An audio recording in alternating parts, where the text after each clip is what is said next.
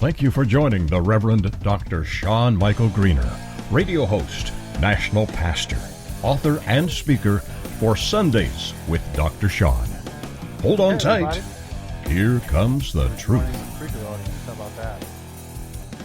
Here we go, right here, right there, ready to rock and roll. How awesome is it? How awesome is it to be able to have this available to us? I think it's pretty cool that we can reach out to so many people at one time. It's awesome by so many different ways. We're on Facebook Live and we're on Spreaker at the Ninja Pastor Radio Show.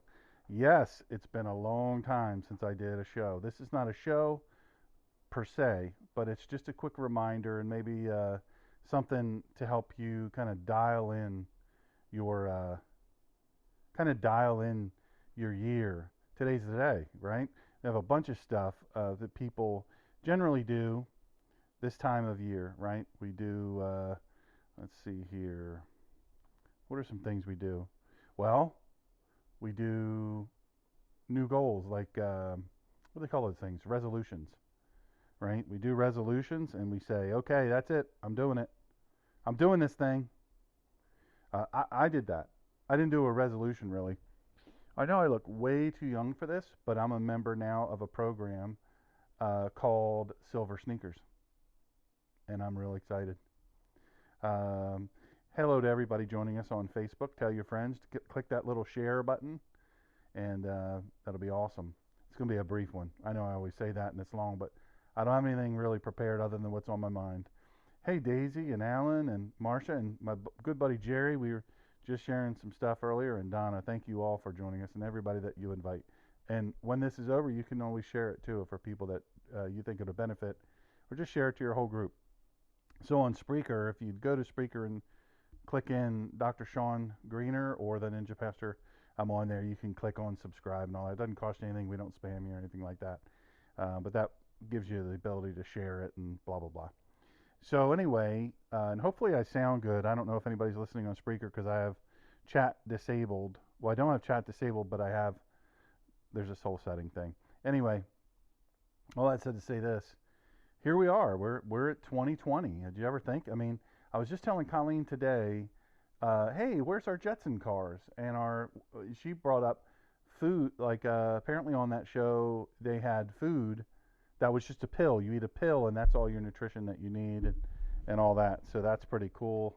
We don't have that, so that, and the ice caps have not melted. We're not drowned, like all the different folks have said. So anyway, I'm gonna click on wave to these, and I appreciate you joining us. So anyway, so we know we don't have the Jetsons food, which is a bummer. Although I like food. I'm getting ready to make, what am I making? Steak tips? Mm-hmm. Steak tips, and Colleen is, oh yeah, Ellen, you're just working on the Jetson cars. So steak tips, and Colleen is going to put her steak tips in her macaroni and cheese. Just next to him. She says she doesn't mix her food too much. It's none of that.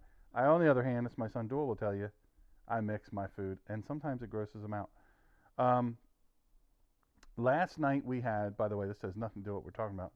We had, what are those things?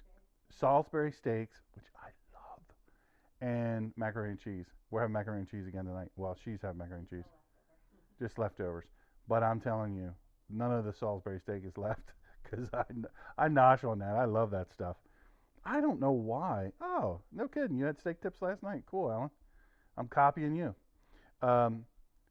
So let me say this, and I'll try to do this without getting all choked up, but this first New Year's Day, without me being able to call my mom and say, hey, Happy New Year, Mom, and then we joke about how much she drank, which she didn't, and, just have a good time together and laughing and all of that, and, just chat about the new year. So she's gone. She's in heaven. She's going to her reward. And she wouldn't change places with me for any of the money in the world, But we do miss her. We missed her terribly day after Christmas, and we miss her terribly now. And I guess that'll never go away. For a guy who wrote a book on grief, living through grief on purpose, I'm getting to experience more of it firsthand. So it's a big change.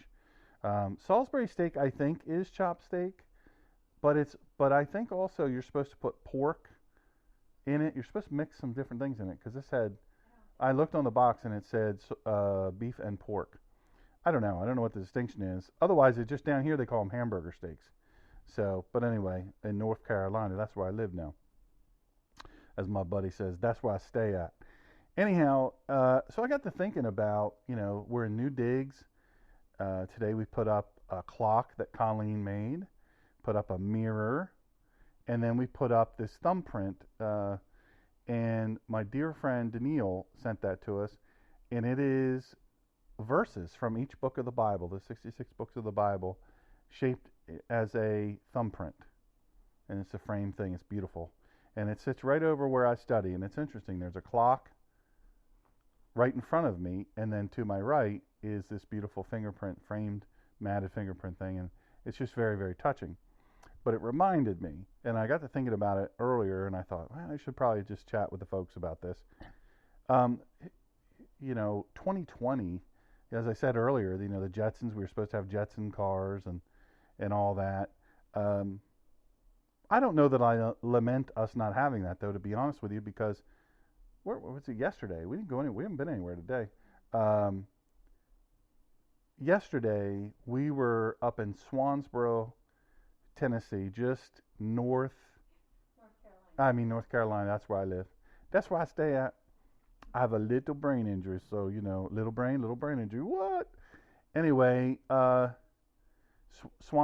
North Carolina, just above the big Marine Corps base there. What's the name of it again? Why do I keep forgetting it? Our Marine Corps base.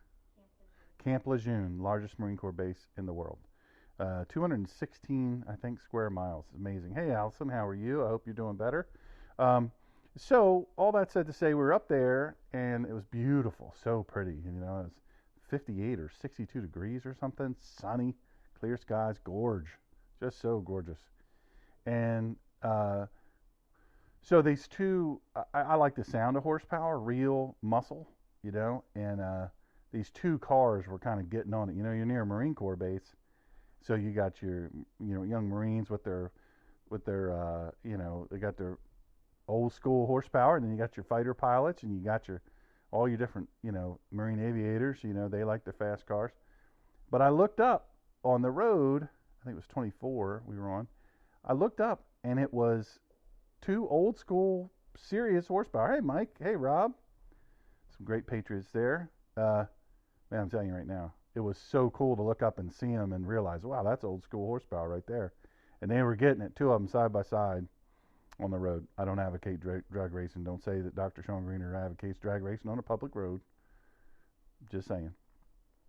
But then again, I wasn't always a pastor. So all that said to say this, that, I'm glad we don't have the Jetson stuff. So there's some of that stuff that I think, like, I'd love to have like a cure for the major diseases.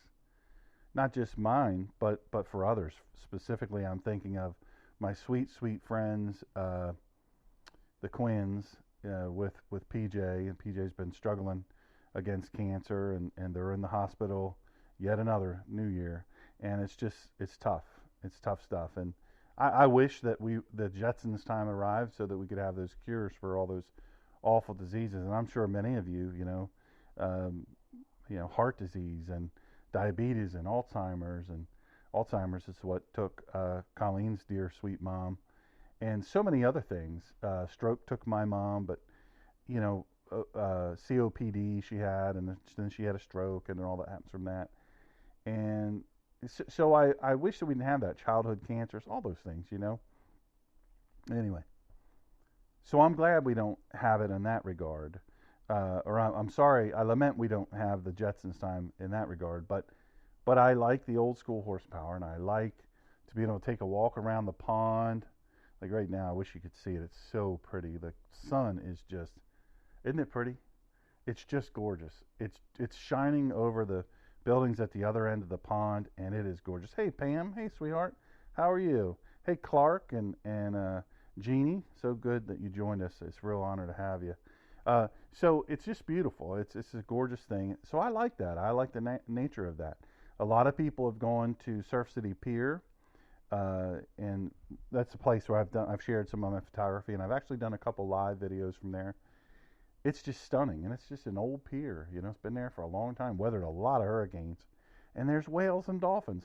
I have a new friend named Jim Schwan, not of the Schwans family, who took me out on his boat. Hey, Lawrence, he took me out on his boat Sunday morning. We got up early and got out there and got after it, and it was awesome. It was just so awesome to get out there early in the morning. And Jim's just such a cool dude.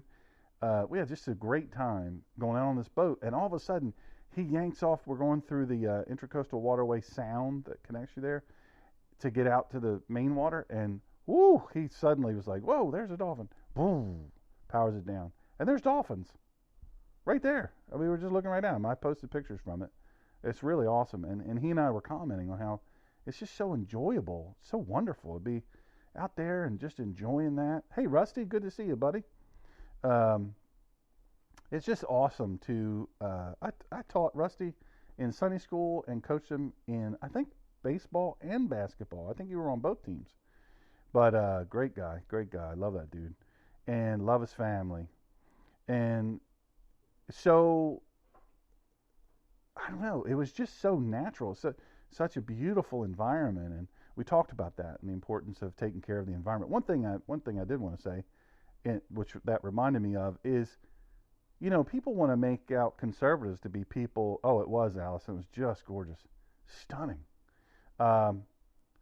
People make out conservatives to not be environmentally friendly, but there's nothing that could be further. Hey, Steve, that could be further from the truth. I mean, we love the environment. Hunters and fishermen love the environment. We want that to be there. We want, the habitat to be there and to be pristine, so that the animals that God put here for us to sustain us, are healthy and well, and that can feed our families, and that the fish that are in the sea, and the crabs and clams and oysters that can be healthy. And so Jim and I had a great time talking about that, and we don't market that well as conservatives, which is unfortunate.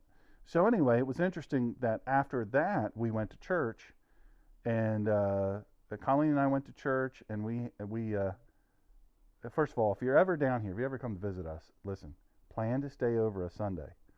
Scotts Hill Baptist Church, I kid you not, is awesome. And man, that preacher, Phil, boy, can preach. I've done a lot of preaching, and I've heard a lot of preaching, and that young fella can preach. He's 60 years old, so he'll like that I called him a young fella. But I mean, he preaches young. He's really good. And he talked about, okay, it's Christmas. What next? What now? And I thought of that 2020 vision in 2020. One of the things that I think is very important to think about and to really put some serious planning into is your 2020 vision for 2020. And I say 2020 thinking of, the vision. Now, before my crash, I had 25 vision. They immeasurable. They just were always stunned when they'd say, read the lowest line on the vision chart, and I would read the fine print from the line.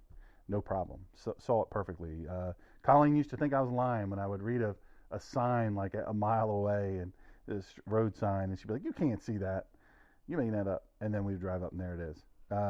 I just had incredible eyesight, and I still have pretty decent vision, but because of the crash, 92 miles per hour versus 51 head on, I went from 51 to 0 in 7 feet.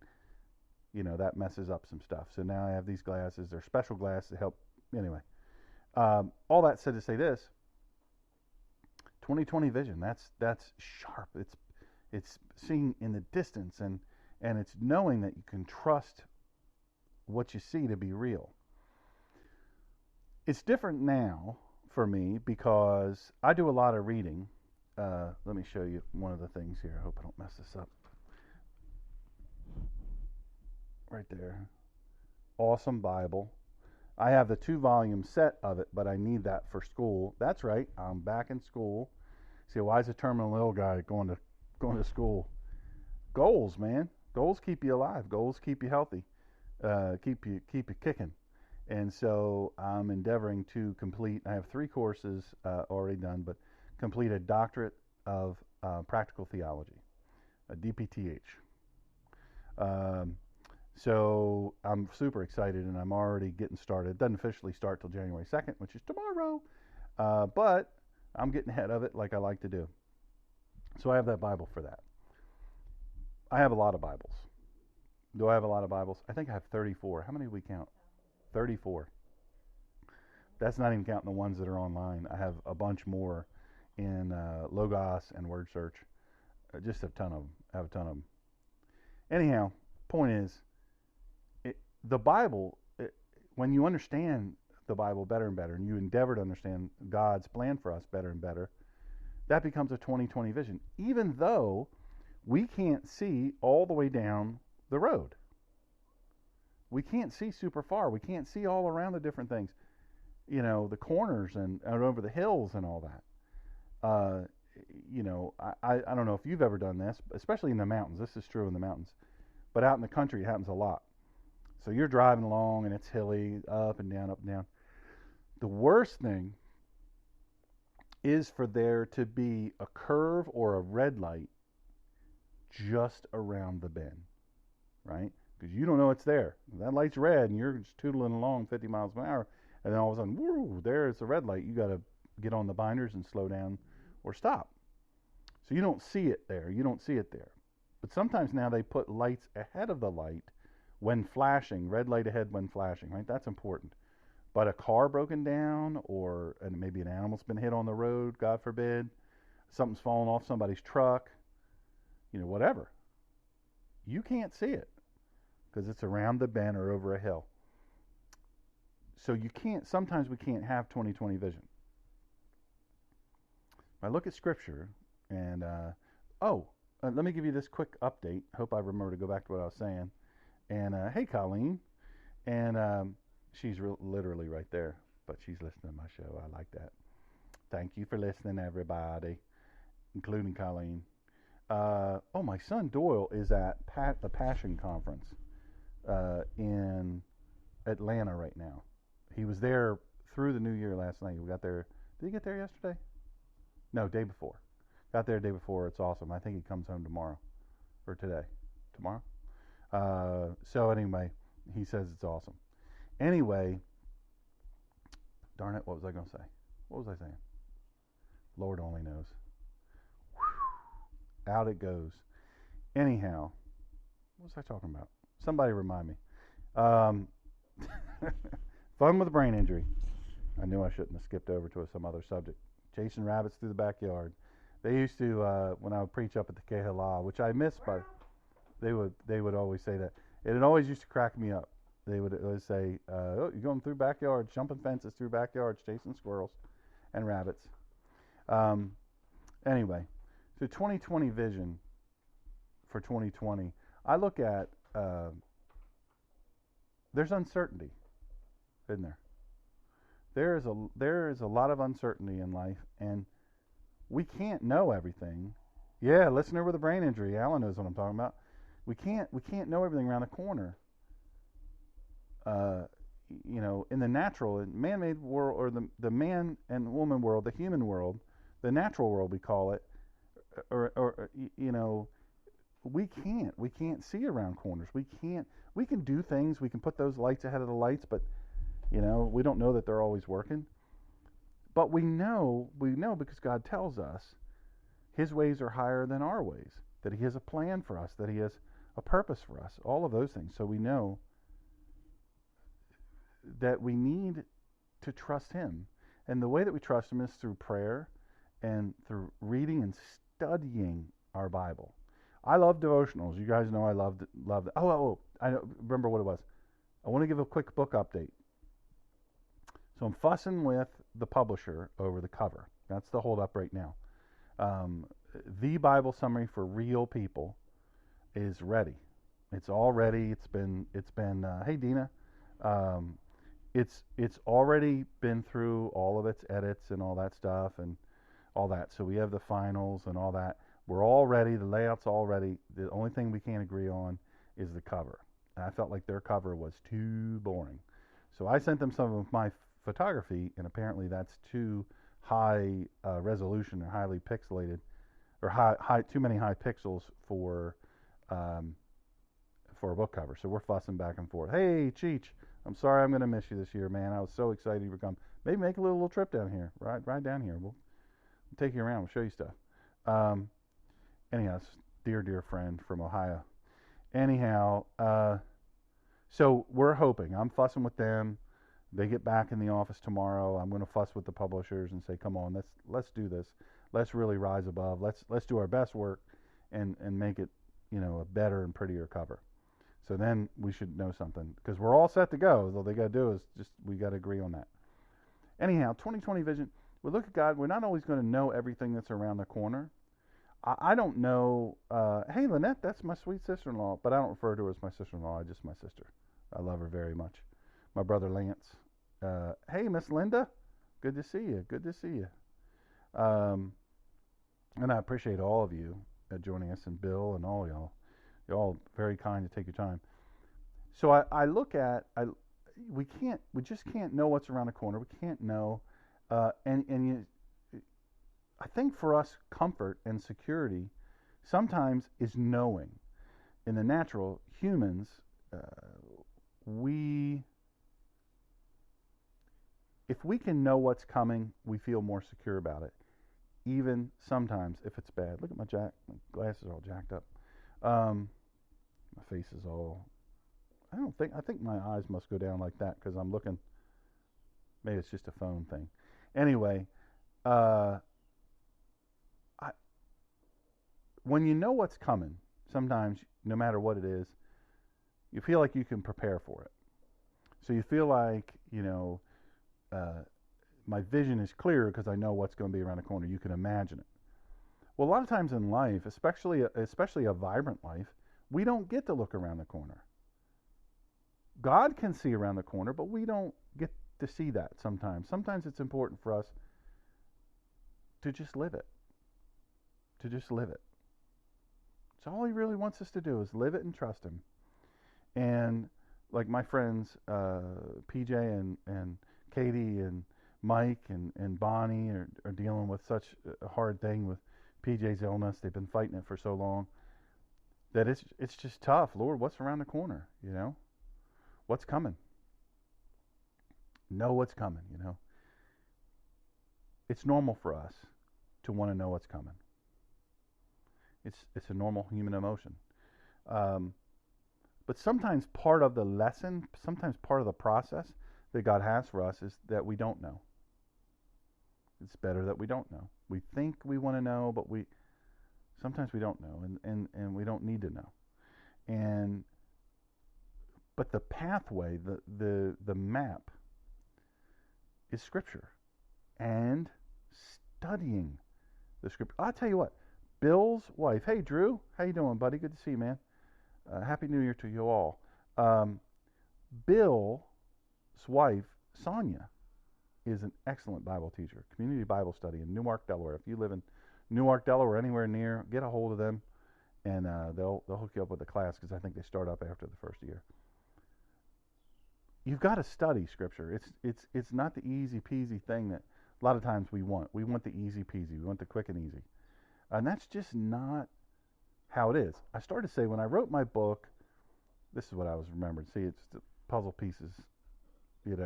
I have a friend of mine that's putting together a 3,000 or 5,000 piece puzzle today. Wow.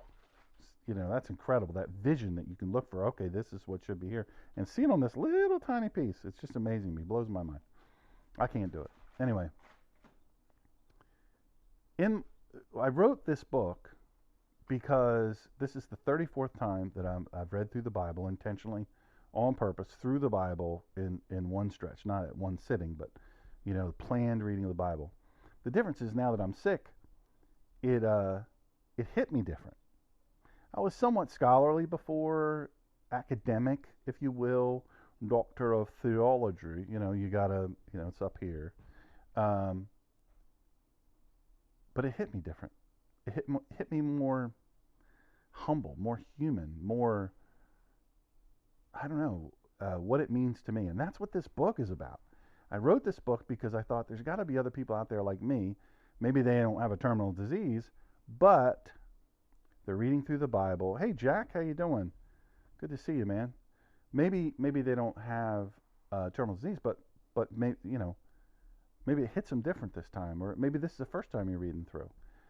Goal setting, reading the Bible through in a year is very easy. You'd be shocked at how little you have to read every day to do it. But having a study to go along with that, I think, is really helpful. 15 to 30 minutes a day, you can do it, no problem. Even slow readers can do it. So then I look at that and I say, okay, I would have never guessed that it would have hit me reading through the Bible this way. Hey, Christopher. Two old Sussex County boys joined in with us. That's cool. I would have never guessed that it would have hit me this way, but I'm glad it did. And it's a new learning, and I make that learning available to everybody. As soon as this book comes out, it'll be available to everybody. And I think it's only going to be like $10. It's super cheap. I hope. I told them that's my condition as the publishers. They got to keep the price down. Maybe that's why they're fussing with me about the cover. Anyway, but I don't think you accidentally read the Bible. Now, my preference is, in general, readings to read an actual Bible you can hold. But, there's nothing wrong with reading it on your phone, reading it on your iPad or whatever tablet device, reading it on your computer. There's nothing wrong with that. Colleen doesn't carry a Bible to church anymore. She carries her phone. I put the Bible on there for her. And it's easy. You see people in church. Now, Scotts Hill Baptist Church, it's a Wilmington address, but really it's kind of Porter's Neck or Hampstead-ish more. You see people when the pastor is preaching, mention a verse, and you'll see them pull up their phone, and they're reading Scripture. Even in my Sunday school class, there's a lot of people in that class that's what they do. There's nothing wrong with that. My preference is to have, I just like it. Anyhow, but it's got to be intentional. So maybe your 2020 vision for 2020 needs to include planned. Hey, John. Needs to include planned studying of the Bible. Get a translation you understand. Get a translation that you can read. If you can't afford a Bible, we'll see to it you get one, by the way. No problem. That has to be a part of your year. Because nothing really is going to change for you outside of chance things. You want to be closer to God, you've got to pursue Him, and that's the way you do it. You study Scriptures 15 to 30 minutes a day, and you pray. I don't set a time limit on prayer because I kind of pray throughout the day. But you just pray, and praying is a conversation with God. It's not a one-way thing. It's a conversation with God. So your 2020 vision, I recommend to you to have a 2020 vision for 2020 is to communicate with God more and more effectively. Communicate with God, connect with Him intentionally through prayer and Scripture study and reading. Now, the name of my radio show is The Collision of Faith and Politics. So there's two. People say, well, those are the two third rails of relationships. You should never talk about those. But it's inextricably linked. Politics and faith are linked. And so right now, we have in this country where this claim of division was never been a more, divided time in this country. And we're so polarized, and we say all those things. Well, those are bumper stickers. Christians are being maligned. This anti-Semitism, which is nothing more than anti-Jew. Jews are being murdered in the United States. They're being attacked in the United States. And the mayor of New York City, de Blasio, says that it's Donald Trump's fault. There's no better friend to Jews than Donald Trump, I'm sorry to tell you. So the division is really one-sided. So my other part of the 2020 vision is decide, resolve, and stand for your beliefs. If you are a conservative, don't be ashamed of it. If you're a believer, Christian, Jew, otherwise, decide, resolve, stand. Don't be apologetic. Stand for it. Because I'm telling you, the other side wins. You see what's happening in Virginia. Virginia is a great example. Virginia's all blue, every bit of it. Delaware's all blue, every bit of it. They're working on the gun laws. They're working at taking your guns away. Good people. Look what happened in that church in Texas. That 71-year-old man and all those different people, that drew their firearm, they didn't, bust off a bunch of rounds hoping they hit the bad guy. This guy was smart. He testified clearly. I drew my weapon. I sighted him in, but I didn't have a clear shot. But a second or so later, I did. I fired one round and dropped him. Good people with guns are what stops bad people with guns. That's just a fact. Criminals don't obey laws. That's why gun laws don't work. The left wants you to believe that they do, but they have no evidence to support. In fact, we have all the evidence in the world to support otherwise. As Christians and believers, there's some pundits that get on television and say, I don't want a bunch of armed people in my church. I'm there to worship.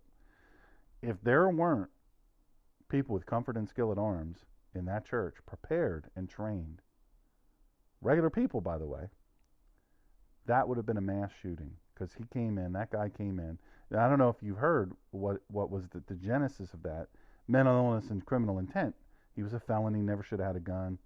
But he was kind of a sort of homeless guy periodically. And he came to the church and he got food, but they wouldn't give him money. So he was mad, and he decided he was going to come in and shoot up the church during service, by the way. So my point there is, as a Christian and a believer, as a person of faith, you go to your church. I know at our church, Scottsdale Baptist, there's security outside, self-defense. Jerry Mitchell and I, listen. We did a podcast here on Spreaker, on my Spreaker feed, really a detailed one on Jerry's teaching on the biblical mandate to protect yourself, protect your family, protect your community. I'd love for you to pull that up. It's awesome. It's really good. Jerry did a great job on it. We had a good time talking back and forth. It's very much worth hearing. But you need to know that church, the place where you listen to the sermon is referred to as the sanctuary. But you have no sanctuary from violence. Hey, Mr. Grant, good to see you. Thank you. I'm honored by you listening. You have no sanctuary from violence, so you have to be prepared to deal with it, no matter where you are. So maybe your 2020 vision ought to include, if you're a person who you don't have felonies, you don't have a mental health issue that would preclude you, you don't have violent tendencies or a lack of self-control, maybe some professional firearms training would be a good thing for you. I can tell you in Virginia, I brought up Virginia, all blue state now, they are wanting to take away people's guns. Law-abiding citizens, nothing to preclude them. Massive restrictions on firearms ownership and actual confiscation of guns, registration programs, all of these different things, none of which will make it a safer place. And the people are rising up in Virginia, and they're to be commended. But it might be too late. When you allow them to get to this point, them being the government, them being liberal ideology, anti-gun, anti-God. Nancy Pelosi, what does she say? She's praying for Donald Trump. And the meme says, as she's on her way, I'm a Catholic. She says, I don't think that way. I don't believe that way. I don't do that way. Well, apparently, being a Catholic doesn't stop you from being she doesn't hate because she's a Catholic, but then she runs off to an abortion rally or some kind of thing. It's ridiculous. I can share that. So, these are not good people. These aren't good people, and the sooner we accept that, the better. Let's stop being delusional. Let our vision not be fuzzy. Yeah, my buddy Rob, a hero for the faith and a hero for liberty and justice, and a great supporter of our Gold Stars. We are brothers of one accord in that, and real patriot. He's fighting the good fight there. And Rob, I think you worked 2 buildings down from that shooting that was on the naval base, right? And so it's close to home. Remember, back a little ways, that shooting. So, it takes a 2020 vision to see what's coming and to stand. But sometimes people can't see what we're being warned against until it's in front of them, and sometimes it's too late. I talked about that road with the rises and the curves and the mountain, and right around there's a light or a broken down car. Hey Eric, how you doing? I'm honored by you listening. Thank you so much. The car around the corner, we don't see. The animal around the corner, the boulder in the road, whatever the case, we don't see it. But we have to look ahead, we have to think ahead, and we have to be strong, and we have to be purposed. And in order to have 2020 vision in 2020, we have to realize that as people of faith and as people of core beliefs and values, the foundational values of this country, we've got to accept what's in front of us now. And we've got to accept that it's going to be a much more difficult fight. In Virginia, they are, thank you, brother. I appreciate you feeding it to your 5,000 friends. I really appreciate that. Thank you to you all that share this. It's awesome. It means a lot to me. You need to know.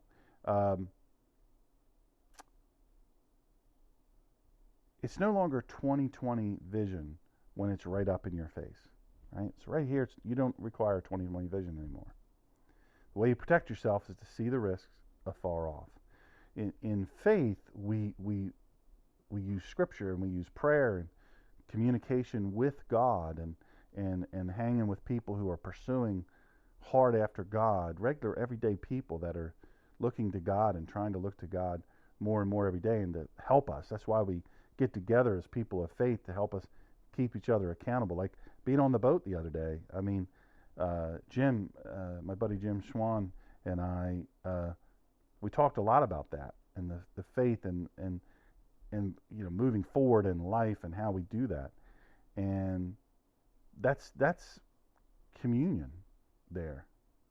That's people of faith working together, standing up for one another, brothers helping brothers and sisters helping sisters, and iron sharpening iron. The Bible talks about that.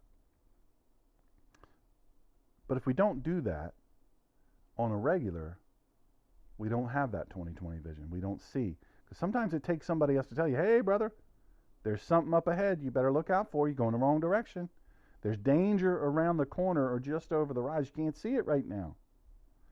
So when Jim and I were in the boat, Jim's experienced it on the water, and I grew up on the water, but I didn't really fish, and I wasn't a boatsman. I was in the Navy, but I didn't drive boats. I wasn't a quartermaster.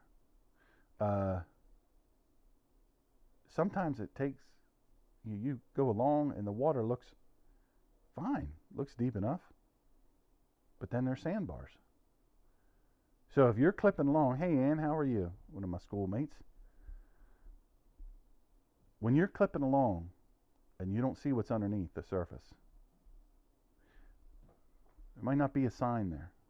Sometimes you need people to say, hey, there's danger ahead. Be careful. Look out. That's what Scripture does. Thank you, dear. Happy New Year to you as well, and to all of you. Sometimes it takes a friend and somebody coming alongside of us or kind of going through this thing with us to help us have 2020 vision. Maybe one person can't have that 2020 vision in 2020. Sometimes we need a little help. We need friends to help us. Stand with us, help us, warn us. Sometimes you're the one warning. Yo, don't go forward. Slow down, slam dancer. There's danger ahead. And that's what it's about. That's how we help each other have 2020 vision. So I would say this to you, as I close. Hey, Miss Nicole, love you, honey. Miss you. Come see us.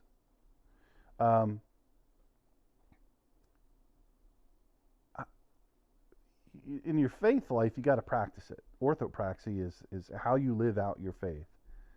Your orthopraxis, that's what you do on a daily basis. Not just to demonstrate your faith, but to live your faith, how you do it.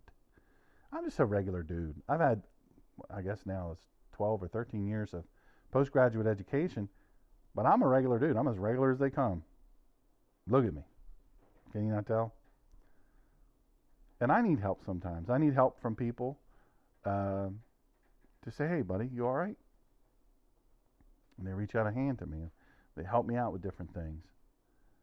My buddy Jerry Summers, he's not on Facebook anymore. You go, girl. You are the original slam dancer. What? Anne Marie, Anne Mayer, she getting with it. Original slam dancer. Jerry Summers, he's not on Facebook anymore, but he's a great friend. And he was a great help to me in that regard, helping me see what was ahead. And obviously my training in executive protection, anti-terrorism, and all of that helps me be prepared in the natural world to protect our protectees and to achieve our mission objectives, all of those different types of things. But sometimes you need divine intervention. And if you're not listening, hey, there's another one of my classmates. Dina, good to see you. Sometimes if you are not kind of bound together, the Bible talks about a three-strand cord is stronger than just one. Three together, you and God. It's Jerry Mitchell and I talk a lot when we do photography. He and I used to do photography a lot when I lived in Delaware, and we talked a lot about. Thank you, Eric. I appreciate that. I'm honored by it. Eric shared this with his 5,000 friends, and I encourage you to do it too. Jerry and I used to talk a lot about. We would go out into the wilderness and we would experience these majestic sunrises. And we would just be, sometimes we forget to hit the shutter. I mean, it's so beautiful. And we would talk about, how do you see this and not see God? The master, the creator, is stunning. But sometimes you have to have somebody to share that with in order to really be able to voice that, give voice to that, give bravery to that. Because the PC culture, it's so anti-Christian, it's so anti-faith now, that if you're a Christian or a Jew, it's just not cool anymore, according to them, to be a person of faith.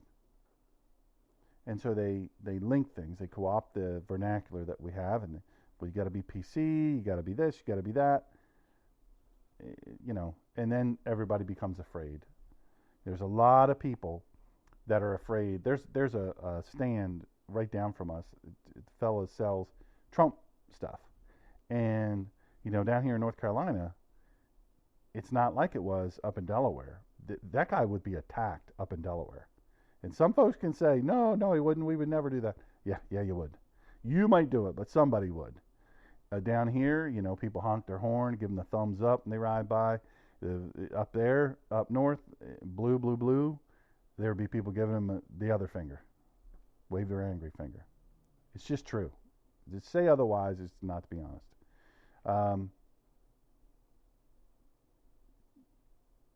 It's ironic, the connection there, the similarity, that it is risky now to support a political person, a particular party, a particular person.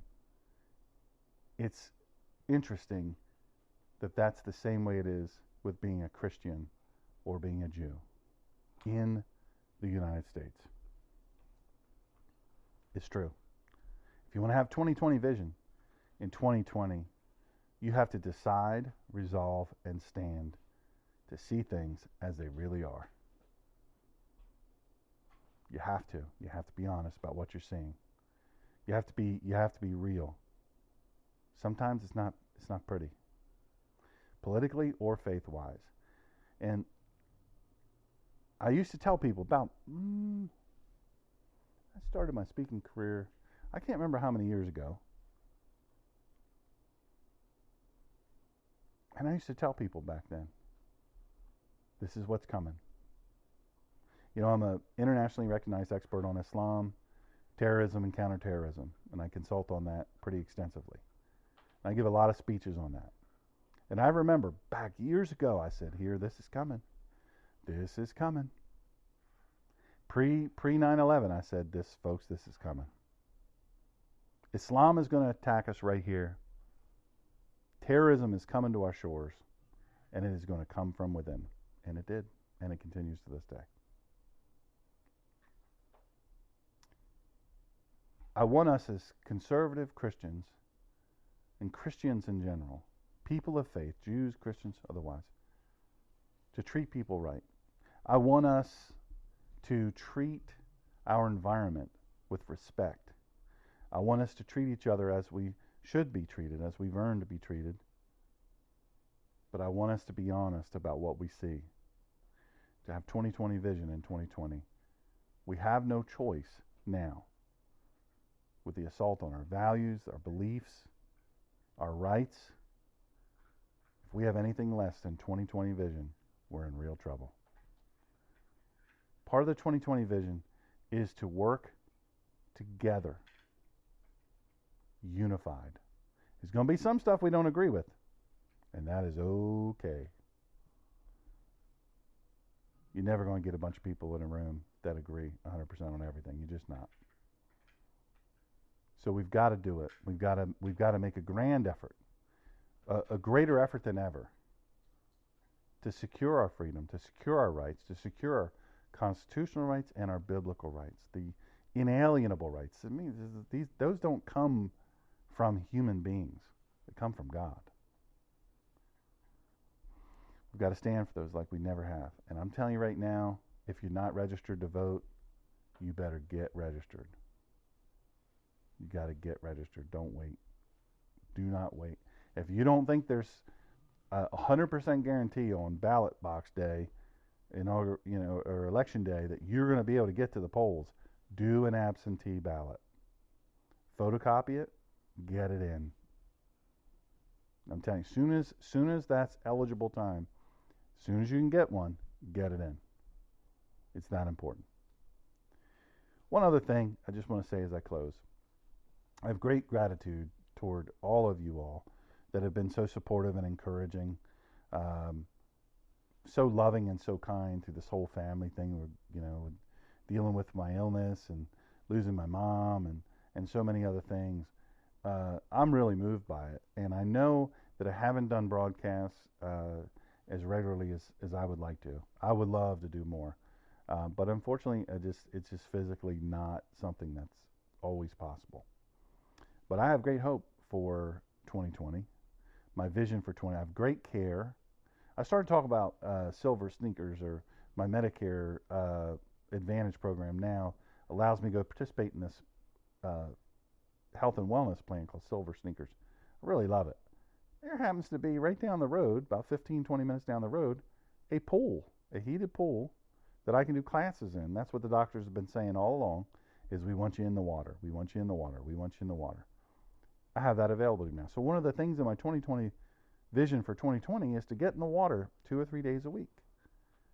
I go to therapy, I do all those things, but I wasn't doing that, and now I have that availability to do that.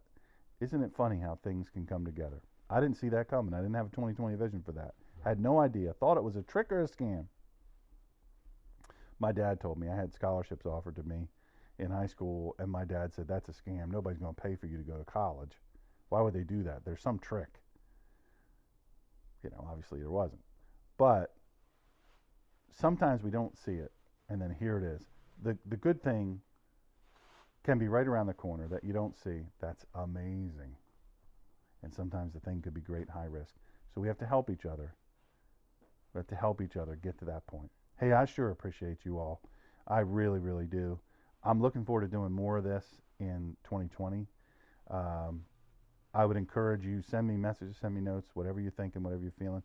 If you have questions, I'm happy to take them. Share this, share the Spreaker thing. I'll share the link to the Spreaker broadcast when I'm finished here. And thank you so much, and God bless you in 2020. Let's be unified. Unified does not mean, love you too, brother.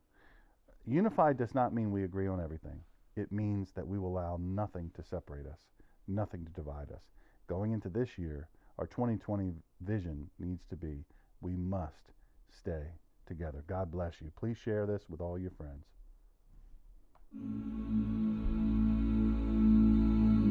Thank you for joining Dr. Sean today.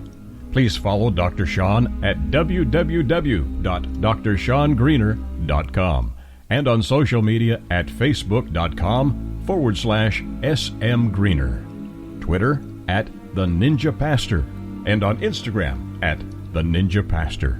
If you would like to support Dr. Sean's ministry and send Bibles around the world, don't forget to hit the donate page on DrSeanGreener.com or go to paypal.me/Dr. Sean Greener to invest in spreading the Word of God to the world.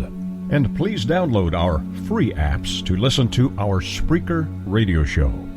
Thank you again for listening, and don't forget to share.